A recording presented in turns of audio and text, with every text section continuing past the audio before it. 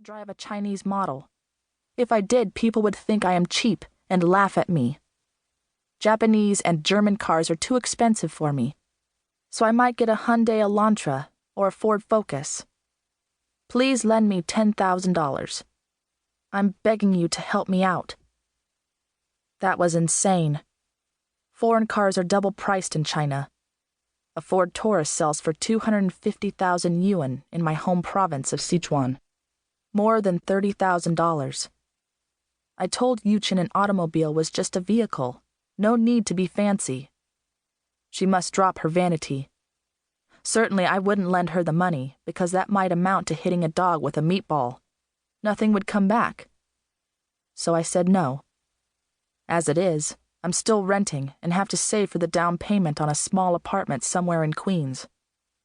My family always assumes that I can pick up cash right and left here.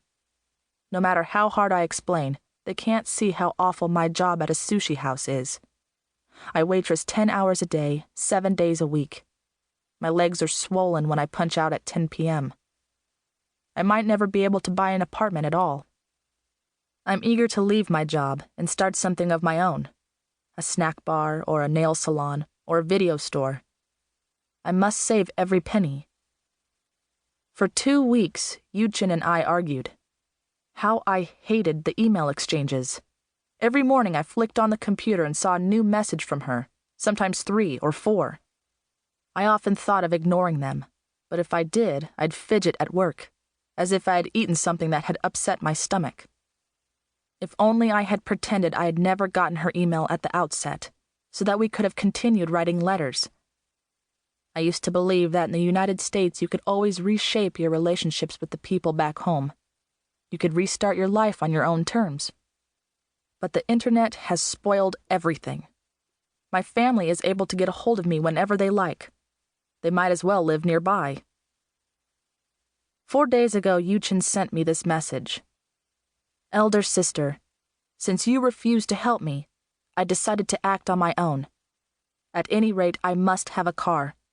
Please don't be mad at me. Here is a website you should take a look at." I was late for work, so I didn't visit the site. For the whole day I kept wondering what she was up to, and my left eyelid twitched nonstop. She might have solicited donations. She was impulsive, and could get outrageous. When I came back that night and turned on my computer, I was flabbergasted to see that she had put out an ad on a popular site. She announced, "Healthy young woman ready to offer you her organs, in order to buy a car. Willing to sell any part as long as I still can drive thereafter. Contact me and let us talk." She listed her phone number and email address. I wondered if she was just bluffing. Perhaps she was. On the other hand, she was such a hothead that for a damned car she might not hesitate to sell a kidney, or a cornea, or a piece of her liver.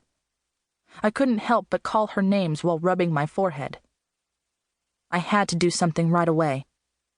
Someone might take advantage of the situation and sign a contract with her. She was my only sibling. If she messed up her life, there would be nobody to take care of our old parents. If I was living near them, I might have called her bluff. But now there was no way out. I wrote her back. "All right, my idiot sister. I will lend you $10,000. Remove your ad from the website. Now." In a couple of minutes, she returned. "Thank you. Gonna take it off right away. I know you're the only person I can rely on in the whole world." I responded, "I will lend you the money I made by working my ass off. You must pay it back within 2 years. I have kept a hard copy of our email exchanges, so do not assume you can write off the loan." She came back. "Got it. Have a nice dream, sister." She added a smile sign. "Get out of my face," I muttered. If only I could shut her out of my life for a few weeks. If only I could go somewhere for some peace and quiet. A Composer and His Parakeets. Before departing for Thailand with her film crew, Supriya left in Fan Lin's care the parakeet she had inherited.